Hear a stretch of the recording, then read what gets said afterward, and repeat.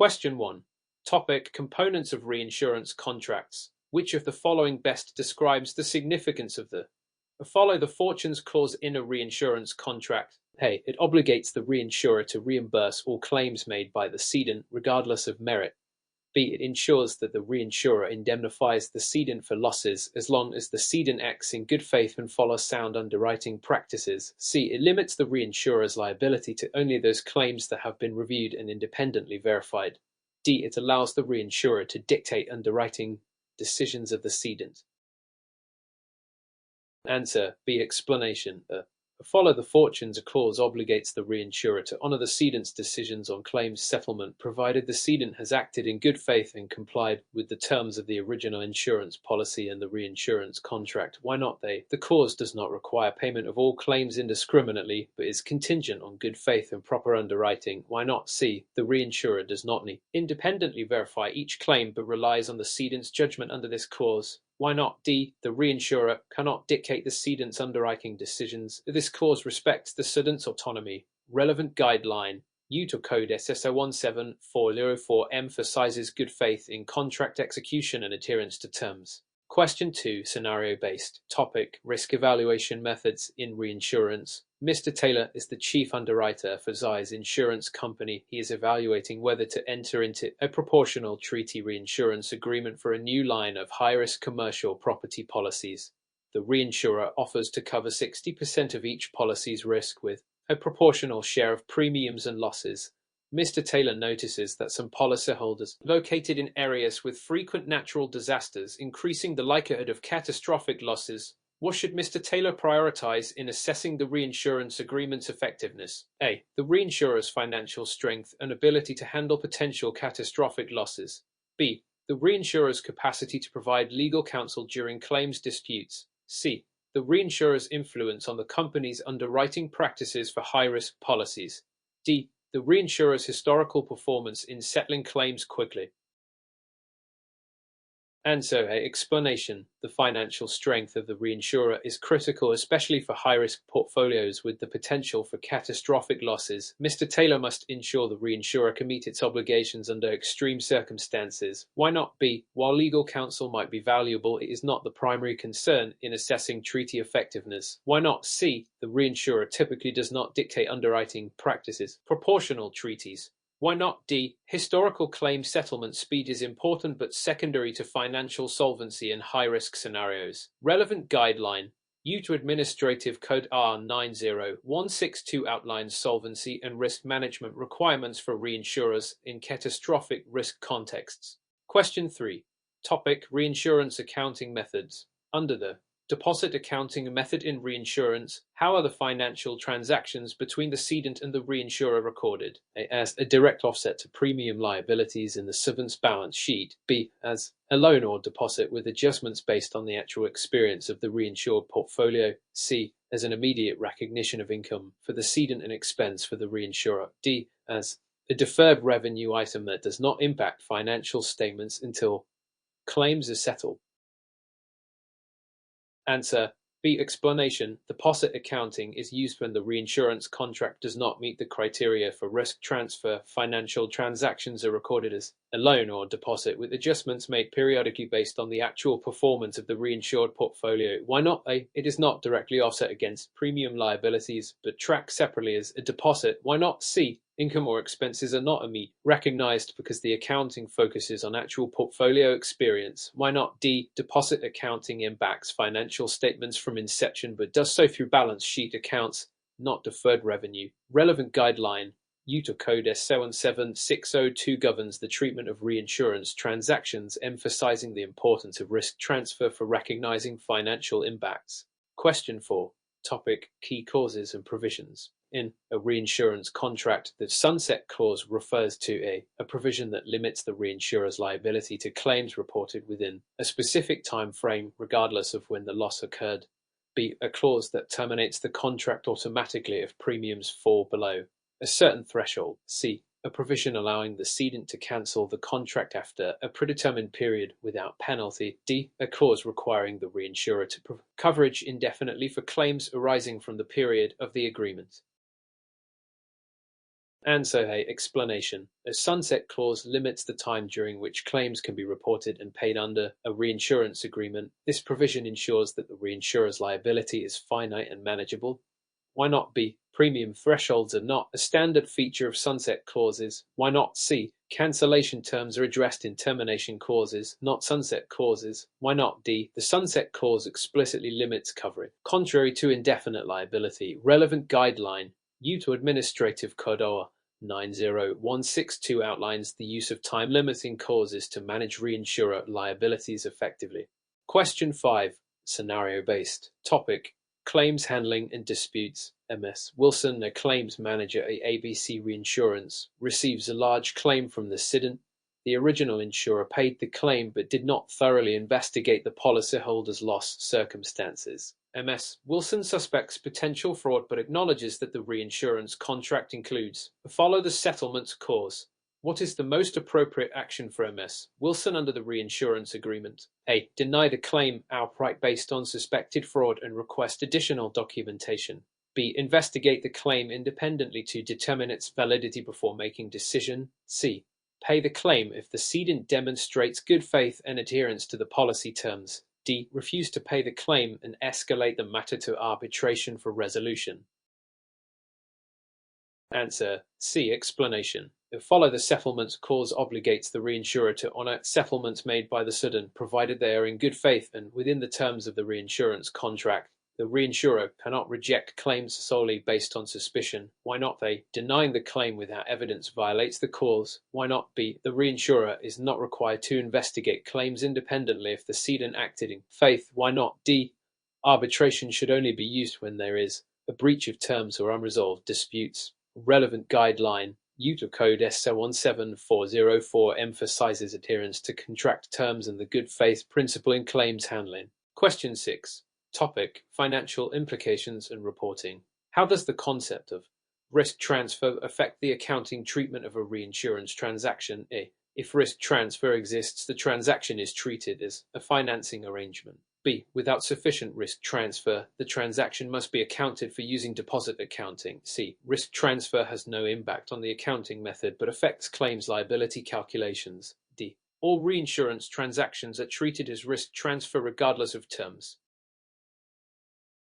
Answer B. Explanation. Risk transfer is a fundamental principle determining the accounting method for reinsurance. If sufficient risk is not transferred, the transaction cannot be treated as traditional reinsurance and is accounted for as a deposit. Why not? A. Financing arrangements are unrelated to risk transfer criteria. Why not? C. Risk transfer directly affects accounting methods, not just claims liability. Why not? D. All reinsurance contracts meet risk transfer criteria. Relevant guideline UTA Code SSO17602 mandates the evaluation of risk transfer to determine proper financial reporting. Question 7. Topic: Reinsurance operations management. What is a primary advantage of automated systems in reinsurance operations management? A. Eliminating the need for human oversight in claims processing. B. Providing real-time data analysis to optimize risk management decisions. C. Ensuring 100% accuracy in underwriting decisions. D. Reducing the need for compliance with state regulations. Answer B. Explanation.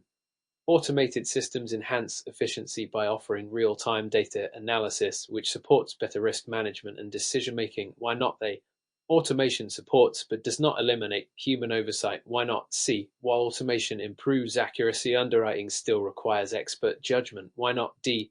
Automation does not exempt companies from regulatory compliance. Relevant guideline. Administrative Code R90162 encourages the use of technology for operational efficiency while maintaining regulatory adherence. Question 8. Topic: Risk management strategies. Which of the following best describes the purpose of aggregate excessive loss reinsurance? A. To provide protection for a single large claim that exceeds a specified limit. B. To cover cumulative losses exceeding a predetermined amount during the policy period. C. To transfer all policyholder risk to the reinsurer, regardless of claims amount. D. To cap the total premiums paid by the cedent over a given period. Answer B. Explanation. Aggregate excessive loss reinsurance covers the cedent for cumulative losses that exceed a predetermined threshold during the policy period, providing portfolio-level protection. Why not? A, single claims are typically covered by per risk or per occurrence reinsurance. Why not? C, reinsurance agreements rarely transfer all policyholder risk. Why not? D, premium caps are not relevant to aggregate reinsurance. A relevant guideline, Youth Code SSO 17701, governs the structuring of excessive loss agreements for efficient risk transfer. Question 9, scenario-based. Topic, emerging trends in reinsurance. Mr. Collins, a senior actuary at LMN Reinsurance, is tasked with integrating climate change risk models into the company's underwriting process. The reinsurer recently observed increased claims due to extreme weather events. However, these events are not yet fully incorporated into historical loss data. What should Mr. Collins prioritize to improve the risk evaluation framework? A, rely solely on historical data for setting premium rates. B, incorporate advanced predictive modeling techniques to account for future climate risks. C, focus only on regions with recent claims to reduce computational complexity. D, avoid making changes until more regulatory guidelines on climate risks are established. Answer B, explanation. Predictive models that incorporate climate data are essential to evaluating risks effectively in a changing environment. Historical data alone is insufficient due to the evolving nature of climate risks. Why not? A, sole reliance on historical data neglects future risk trends. Why not? C, focusing only on regions with recent claims leads to incomplete risk assessments. Why not? D, adaptation to emerging risks is critical, even without explicit regulatory mandates. Relevant guideline, UTO Administrative Code or 90162 supports the use of advanced modeling to address emerging risks like climate change. Question 10. Topic, ethical considerations in reinsurance. Which action demonstrates a violation of ethical standards in reinsurance? Disclosing material contract terms to regulatory authorities as required by law. B, deliberately misrepresenting the cedent's underwriting practices to obtain better treaty terms. C, conducting periodic audits to ensure compliance with contractual obligations. D, refusing to enter into contracts with companies that lack robust risk management frameworks. Answer B, explanation. Misrepresentation violates ethical standards and undermines trust in the reinsurance industry. Transparency and honesty are essential. Why not? They, compliance with regulatory requirements is ethically sound. Why not? C, audits promote accountability and contract compliance. Why not? D, exercising caution in business relationships aligns with sound risk management practices. A relevant guideline, UTO Codis 6105, emphasizes ethical conduct and transparency in reinsurance agreements. Question 11. Topic, regulatory framework. Which of the following best describes the role of the UTO Department of Insurance in regulating reinsurance agreements? A, the department primarily establishes pricing structures for reinsurance contracts. B, the department ensures that reinsurance contracts comply with state law and provide adequate financial protection. C, the department directly intervenes in claim settlements between reinsurers and cedents. D, the department serves as the sole negotiator in reinsurance contract discussions. Answer B, explanation. The UTO Department of Insurance ensures that reinsurance agreements comply with applicable laws and regulations, thereby protecting both insurers and policyholders. Why not? A, the department does not set pricing structures for reinsurance contracts. Why not? C, claims handling is typically the responsibility of the reinsurer and cedent, not the department. Why not? D, the department does not engage direct contract negotiations between parties. Relevant guideline, UTO Code SSO 17401 outlines the department's regulatory responsibilities regarding reinsurance contracts. Question 12. Topic, reinsurance claims process. Which statement accurately reflects the general process for handling a reinsurance claim under a quota share treaty? A, the reinsurer is only obligated to pay after the cedent has settled the claim with the policyholder. B, the reinsurer shares a specified percentage of both the premium and the claim's losses in proportion to the coverage provided. C, the reinsurer covers only claims that exceed a specific threshold of loss. D, the cedent retains all risk, with the reinsurer only providing a lump sum payment at the end of the policy period. Answer B, explanation. A quota share treaty involves sharing a fixed percentage of both the premiums and the losses between the cedent and the reinsurer. Why not? They, in A quota share, the reinsurer's obligation, is not contingent on the cedant settling with the policyholder first. Why not? C. Claims excessive threshold are typically covered under excessive loss treaties, not quota shares. Why not? D. The cedant retains portion of the and losses under quota share rather than all risk. Relevant guideline Util Code SO 17502 establishes requirements for quota share reinsurance arrangements. Question 13, scenario-based. Topic: Risk management strategies. Mr. Thompson, the risk manager at Zeiss Reinsurers, is analyzing a book of business that shows increasing volatility in claims due to economic downturns. He is considering adding a stop-loss reinsurance agreement to mitigate the impact of excessive claims on the overall portfolio. What key factors should Mr. Thompson prioritize when structuring the stop-loss agreement? Ensuring the reinsurance covers only claims above a fixed dollar amount per loss. B. Determining the aggregate claims threshold beyond which the reinsurer will start covering additional losses. C. Setting a fixed percentage of losses that the reinsurer will cover per event. D. Ensuring that the cedant retains all claims responsibility with no obligation to the reinsurer. Answer: B. Explanation. A stop-loss agreement typically involves the reinsurer covering losses above a certain aggregate threshold, providing protection against excessive cumulative losses. Why not they? A fixed amount per loss is more characteristic of excessive loss reinsurance, not stop loss. Why not? C. A fixed percentage is more relevant to quota share arrangements, not stop loss. Why not? D. A stop loss treaty involves some risk to the reinsurer, contrary to this choice. Relevant guideline Util Code SSO 17509 provides insights into stop loss reinsurance arrangements and their structure. Question 14. Topic: Reinsurance accounting methods. Which of the following is the primary reason why reinsurers must evaluate earned premium in reinsurance accounting? A. To determine the immediate payout to cedants for incurred losses. B. To allocate premiums over the policy period and match the income with corresponding expenses. C. To decide the exact commission percentage owed to the broker. D. To assess the solvency of the cedant throughout the reinsurance agreement.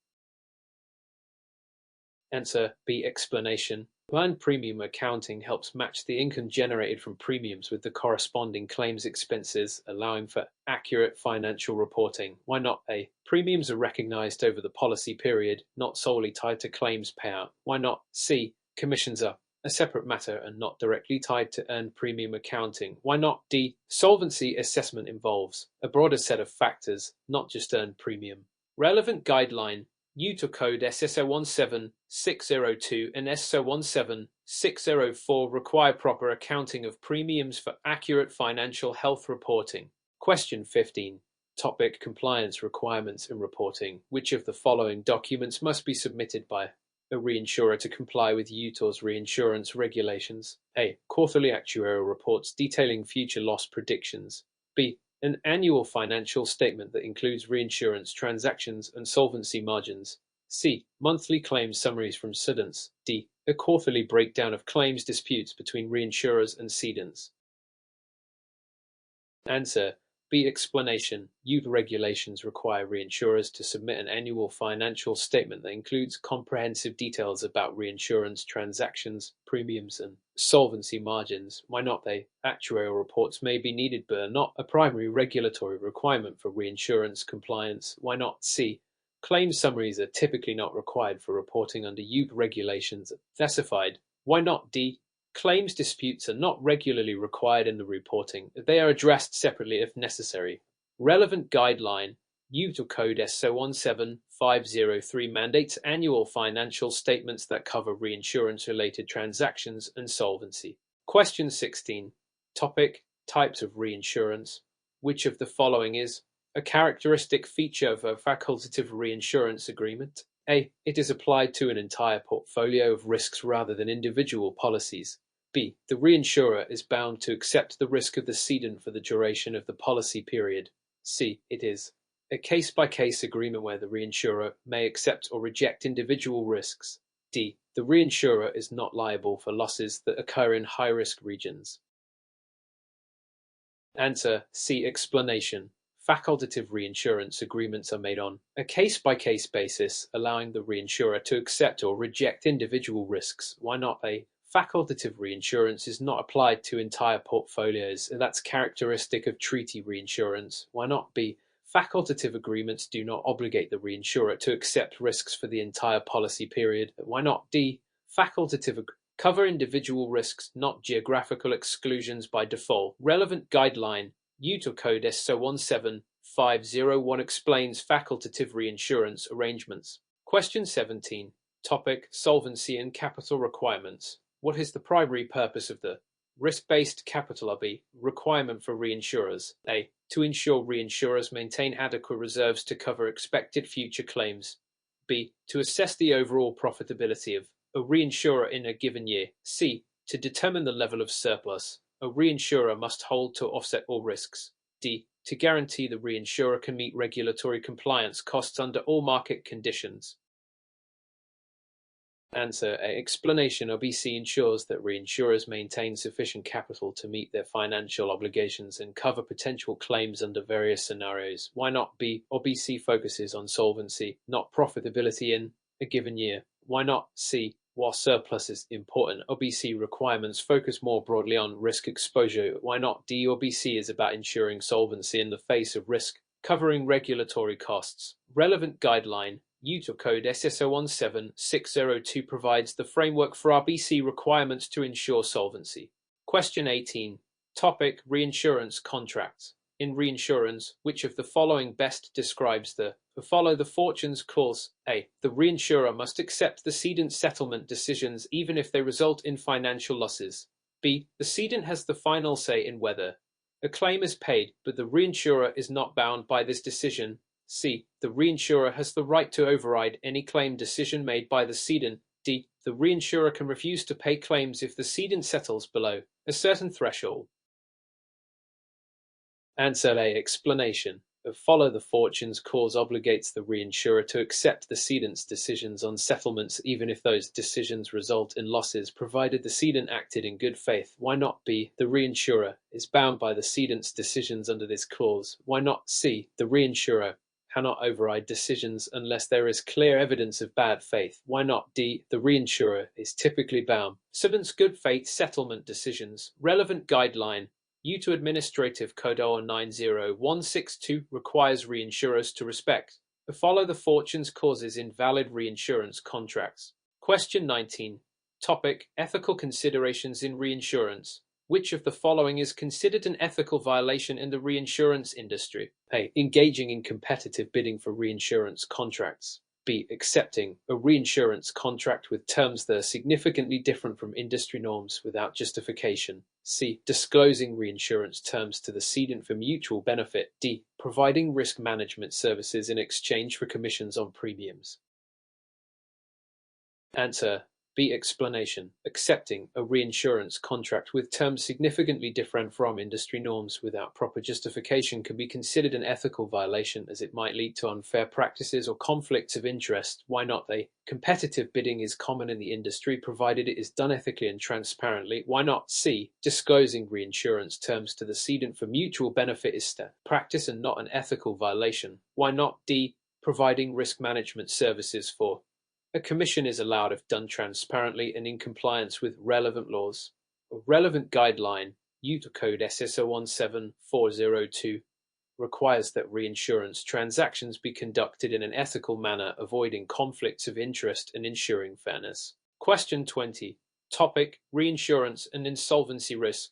What is the primary purpose of collateral requirements in reinsurance contracts? A. To provide a guarantee that the reinsurer can cover any claims that exceed the cedent's policy limits. B. To ensure that the reinsurer will pay its share of claims in the event of insolvency. C. To regulate the cedent's solvency position by requiring them to set aside funds. D. To allow the cedent to retain all premiums if the reinsurer fails to meet its obligations. Answer B. Explanation. Collateral requirements in reinsurance contracts help ensure that the reinsurer can meet its obligations, especially in cases of insolvency, by securing funds that may be accessed to pay claims. Why not? A. Collateral is not necessarily about covering claims that exceed policy limits, but ensuring payment of the reinsurer's share of the claims. Why not? C. Collateral primarily secures the reinsurer's obligations. The cedent's solvency. Why not? D. Collateral ensures the reinsurer's obligations are met, not to allow the cedent to retain premiums. Relevant guideline UT code SO17603 requires reinsurers to maintain sufficient collateral to cover their obligations in case of insolvency. Question 21. Topic: Risk evaluation methods in reinsurance. Which of the following is the most accurate method for reinsurers to assess the potential risk exposure of a cedent in a treaty reinsurance agreement? A. Analyzing the cedent's past loss experience and overall claims history. B. Estimating future premiums based on the historical performance of the reinsurance market. C. Using industry-wide loss data from third-party sources to predict future claims. D. Assessing the cedent's solvency ratio and capital adequacy to determine the likelihood of risk. Answer A. Explanation. The most accurate method is to assess the cedent's past loss experience and claims history, as it provides the best understanding of future potential claims. Why not? B. Premium estimations are not a direct method for evaluating risk exposure. They are based on market conditions. Why not? C. Industry-wide data can be useful, but doesn't reflect the specific risks faced by the cedent. Why not? D. Solvency ratios are important. They do not directly measure risk exposure for treaty reinsurance. Relevant guideline. Risk evaluation in reinsurance agreements should be tailored to the cedent's specific loss history and underwriting practices. Question 22. Topic: Reinsurance contracts and clauses. Which of the following clauses is most likely to be found in a facultative reinsurance contract, but is generally not included in treaty reinsurance contracts? A loss participation clause that sets limits on the amount a reinsurer must pay for each individual loss. B. A retroactive coverage clause that provides coverage for prior losses not included in the primary policy. C. A subrogation clause that allows the reinsurer to pursue recovery from a third party for losses paid. D. A single risk clause specifying that only one specific risk is covered under the reinsurance agreement. Answer D. Explanation. Facultative reinsurance is typically used for individual or specific risks, meaning the contract will often specify the individual risk covered. This is not common in treaty reinsurance, which covers a portfolio of risks. Why not? A loss participation clause can be found in both facultative and treaty reinsurance contracts. Why not? B. Retroactive coverage is more commonly seen in specific insurance contracts, but not limited to facultative reinsurance. Why not? C. Subrogation clauses are common in all types of reinsurance contracts, including both facultative and treaty agreements. Relevant guideline. UT code SSO17301 outlines that facultative contracts are typically used for specific risks and are subject to more individualized clauses. Question 23. Topic: Reinsurance claims process. In a scenario where a cedent and a reinsurer disagree on the amount of loss reported under a reinsurance agreement, which of the following is the first step to resolve the dispute? A. Filing a formal lawsuit in court. B. Initiating a mediation process or appointing an independent expert for dispute resolution. C. Withholding payment of claims until an agreement is reached. D. Submitting the matter to the insurance commissioner for investigation.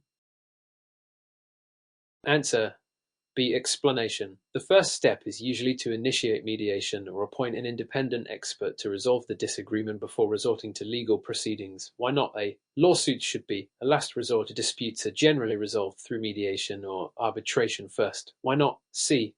Withholding payment is not typically the recommended first step in claim disputes, as this may lead to further complications, potential regulatory issues. Why not? D. Submitting the issue to the commissioner is only necessary if the dispute cannot be resolved by other means. Relevant guideline. UT code SSO17403 encourages arbitration and mediation as methods for resolving reinsurance disputes. Question 24. Topic: Risk assessment and underwriting. Which of the following is the most important consideration for reinsurers when evaluating the underwriting practices of a cedent? A. The cedent's premium growth rate and overall market share. B. The cedent's ability to manage underwriting risk through adequate pricing and policy terms. C. The cedent's historical profits and losses over the last 5 years. D. The cedent's investment portfolio performance and asset growth. Answer B. Explanation. Reinsurers primarily assess how well the cedent manages underwriting risk, including pricing, policy terms, and the overall risk exposure of the portfolio. Why not? A. Premium growth rate and market share are important but do not directly reflect the effectiveness of underwriting practices. Why not? C. Profitability over time does not directly indicate sound underwriting practices, as the cedent may have On excessive risks. Why not? D. The performance of a cedent's investment portfolio does not reflect its underwriting risk management. Relevant guideline. Reinsurers often use underwriting guidelines to assess the risk and pricing practices of cedents. Question 25. Topic: Financial and accounting aspects. In reinsurance accounting, which of the following best describes the unearned premium reserve, or upper A. The amount of premiums that the cedent has earned during the current policy year.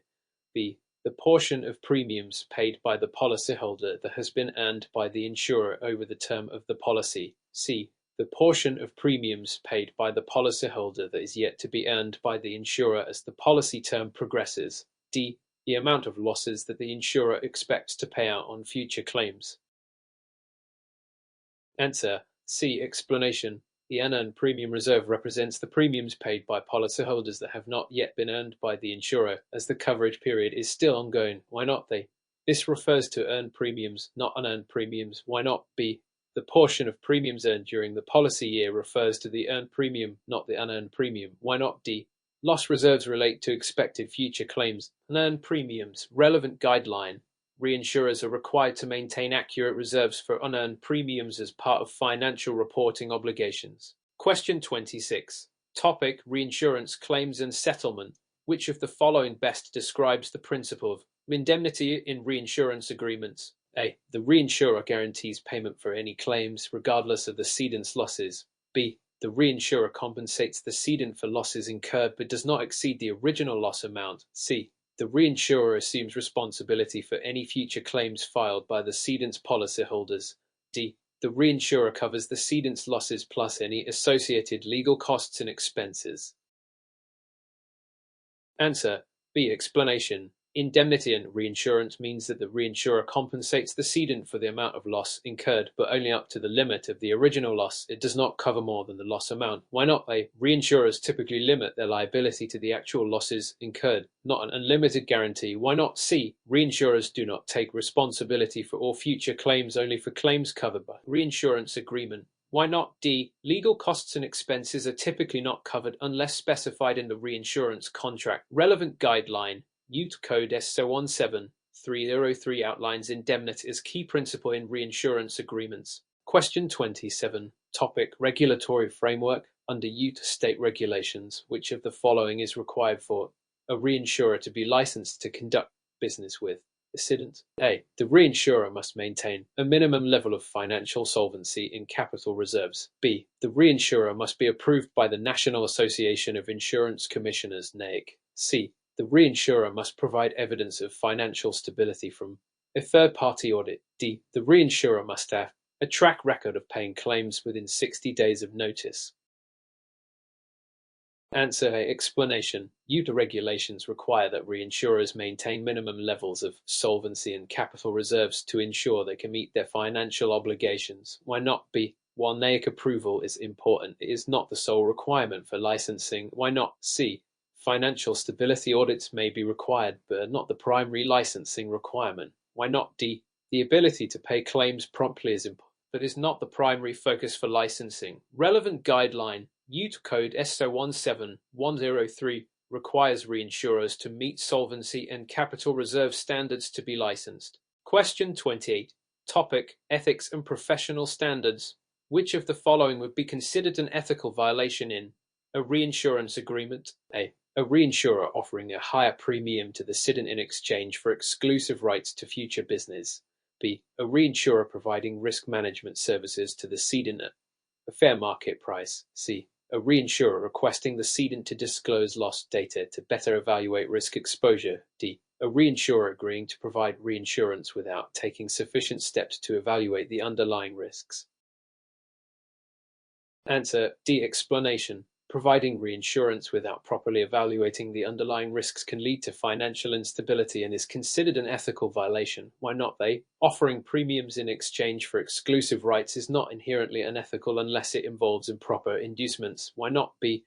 Providing risk management services at a fair price is standard practice. Why not? C. Requesting loss data is a common, necessary part of evaluating reinsurance risk. Relevant guideline. UTA code SSO17602 emphasizes the need for reinsurers to assess risk carefully before entering into agreements. Question 29.